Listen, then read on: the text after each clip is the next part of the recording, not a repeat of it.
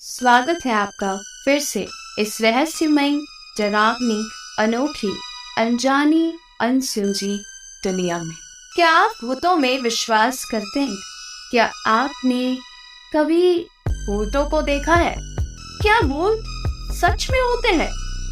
अगर वाकई भूत होते हैं तो कैसे दिखते हैं वो?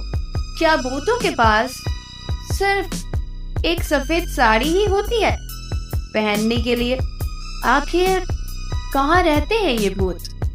भूत, पिशाच, चुड़ैल, डायन, आत्माएं, इन सब से जुड़ी बहुत सी सच्ची और रहस्यमयी घटनाएं आपने कभी ना कभी जरूर सुनी होगी। ऐसी ही बहुत सी रहस्यमयी भूतिया कहानियां मैं आपको अक्सर सुनाती हूँ। तो आज की भी हमारी कहानी ऐसी ही एक भूतिया घटना पर आधारित है। तो दिल थाम कर बैठिए, अब मैं आपको ले चलती हूँ उस रहस्यमयी भूतिया दुनिया में। तो क्या आप तैयार हैं? तो चलिए चलते हैं उस दुनिया में और कहानी की शुरुआत करते हैं। विनय एक बीमा कंपनी में काम करते हैं। उनकी कंपनी उनको एक जगह से दूसरे जगह ग्राहक से मिलने के लिए भेजती रहती है, जिसके कारण वो अपना घर एक ठिकाने पर नहीं रख सकते थे। इस बार उनको नेपाल के छोटे से पहाड़ी इलाके में जाना था, करीब 1 महीने के लिए। इसलिए इस बार उन्होंने अपनी पत्नी को भी साथ ले लिया। परिवार में सिर्फ वो और उनकी पत्नी ही रहती थी। विनय और उसकी पत्नी दोनों नेपाल के लिए निकल पड़े। वैसे भी ठंड का मौसम था और नेपाल में ऊपर से बहुत तेज बर्फ पड़ रही थी। वो लोग अपने घर पहुंच चुके थे। अपने घर तक पहुंचने के लिए उनको बहुत संघर्ष करना पड़ा, क्योंकि घर छोटे से गांव में एक पहाड़ी इलाके में था, जिसकी वजह से दोनों बहुत थक चुके थे। रात के 12:30 बज चुके थे। जहां वो रह रहे थे वहां दूसरे घर एक दूसरों से बहुत दूर दूर थे। बहुत जोरों से ठंडी हवा और बर्फ गिर रही थी। दोनों अपनी रजाई में दुबक कर आराम ही कर रहे थे कि अचानक उनको लगा कि किसी ने उनके घर का दरवाजा खटखटाया है। फिर उन्होंने सोचा कि क्या पता तेज हवा चलने की वजह से ऐसा हो रहा हो, इसलिए उन्होंने उसको अनदेखा कर दिया। अगली सुबह विनय जिस काम के लिए आया था उसके लिए वो निकल पड़ा। अब उसकी पत्नी घर में अकेली ही थी। उसको समझ नहीं आ रहा था कि वो घर में बैठे वक्त कैसे बिताए। उसने सोचा कि चलो क्यों ना बाहर जाकर ही कुछ देख लिया जाए। बाहर ठंड तो थी पर हवा नहीं चल रही थी, इसलिए उसने अपना स्वेटर पहना और बाहर निकलने को तैयार हो गई। जैसे ही उसने अपने घर का गेट खोला, वैसे ही वो देखती है कि घर के पास बने एक खंबे के पीछे एक छोटा सा बच्चा खड़ा है, जो चुपके चुपके उसे देख रहा है। विनय की पत्नी ने उसे अपनी ओर बुलाया, पर वो नहीं आया और वो वहां से भाग गया। अगले दिन भी कुछ ऐसा ही हुआ। वो लड़का उसको फिर से घूरे जा रहा था। इस बार उसकी पत्नी ने उस बच्चे को पकड़ लिया और पूछा कि तुम यहाँ क्या कर रहे हो? उस बच्चे ने कुछ नहीं बोला और ना ही कुछ बताया। विनय की पत्नी ने उससे उसके घर के बारे में पूछा, तब भी वो कुछ नहीं बोल रहा था। आखिर में उसका नाम पूछने पर उसने अपने धीमे से आवाज में अपना नाम सूर्य बताया और फिर वहां से भाग गया। उसको उसका व्यवहार कुछ समझ नहीं आया। ये सिलसिला ऐसे ही चलता रहा। वो बच्चा रोज उसको खंबे के पीछे से निहारता रहता था। उस दिन रविवार की रात थी। दोनों घर में अंगीठी के सामने आग ताप रहे थे। क्योंकि बाहर की हालत बहुत खराब थी।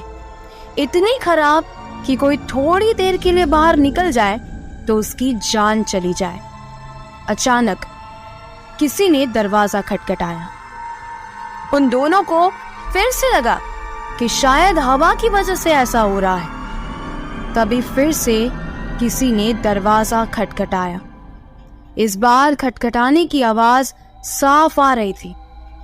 यह आवाज सुनकर दोनों डर गए, क्योंकि इतनी रात को, वो भी जान ले लेने वाली ठंड में, आखिर कौन हो सकता है? दोनों केवल एक दूसरे का मुंह देख रहे थे। अचानक दरवाजे के बाहर से धीरे धीरे रोने की आवाज आने लगी। तभी विनय ने जोर से आवाज में बोला, कौन है बाहर? कुछ देर तक तो आवाज नहीं आई, पर बाद में एक धीमी सी आवाज आई, दरवाजा खोलो, कृपया करके दरवाजा खोलो, बहुत ठंड है। ये आवाज किसी छोटे से बच्चे की थी। तभी विनय की पत्नी को ये आवाज जानी पहचानी लगी। उसने कहा कि ये तो वही बच्चे की आवाज लगती है जो रोज घर के बाहर खड़ा रहता था। विनय की पत्नी ने कहा कि हमें उसे अंदर लाना चाहिए। वो भागते हुए अभी दरवाजे के पास जा ही रही थी कि अचानक उनके घर के फोन की घंटी बजी। फोन एक पड़ोस में रहने वाली औरत का था, जिससे आज ही विनय की पत्नी मिलकर आई थी। विनय की पत्नी ने फोन उठाया। वहां से उस औरत की आवाज आई, हेलो जी, मैं आपको बताना भूल गई थी कि अगर आपके घर के बाहर कोई भी दरवाजा खटखटाए तो उसको मत खोलना। विनय की पत्नी ने कहा कि अभी मेरे घर के बाहर एक बच्चे की आवाज आ रही है जो दरवाजा खोलने को कह रहा है। तभी उस औरत ने कहा, नहीं, अब बिल्कुल मत खोलना, वो असल में एक आत्मा है। यहाँ जब जब तेज आंधी और ठंड पड़ती है, वो तब तब सबके घर के बाहर जाता है और दरवाजा खोलने को कहता है। वो ठंड का बहाना बनाता है और दरवाजा खुलवाने की कोशिश करता है। अगर कोई गलती से भी दरवाजा खोल देता है तो वो अगले दिन बर्फ में दबा हुआ मिलता है। ये सुनते ही जैसे उनके पैरों से जमीन ही खिसक गई। वो सोचने लगी कि जो बाहर दरवाजा खटखटा रहा है वो असल में एक आत्मा है। उन्होंने दरवाजा नहीं खोला। अगले दिन ही वो दोनों भागकर पड़ोसी के पास गए और पूरे मामले के बारे में पूछा। उस औरत ने बताया कि इस गांव में एक परिवार रहता था। पहाड़ टूटने की वजह से उस परिवार का विनाश हो गया। बस एक बच्चा बच गया। वो दूसरों के घर जा जाकर खाना मांगता। एक दिन बहुत जोरों से बर्फ की आंधी पड़ रही थी। वो दूसरों के घर के बाहर दरवाजा खटखटाकर घर के अंदर आने को गुहार लगा रहा था, पर किसी ने भी उसकी गुहार नहीं सुनी। ठंड की वजह से सब अपने घरों में दुबके हुए थे और कल सुबह होने पर उस बच्चे की लाश बर्फ में अकड़ी हुई मिली। आज भी कभी भी जोरों से बर्फ की आंधी आती है तो उसकी आत्मा सबके घर के पास आती है और गुहार लगाती है। ये सब सुनकर दोनों हैरान रह गए, लेकिन वो वहां 1 महीने तक जब तक रहे तब तक 3-4 बार उनके साथ ऐसा ही हुआ।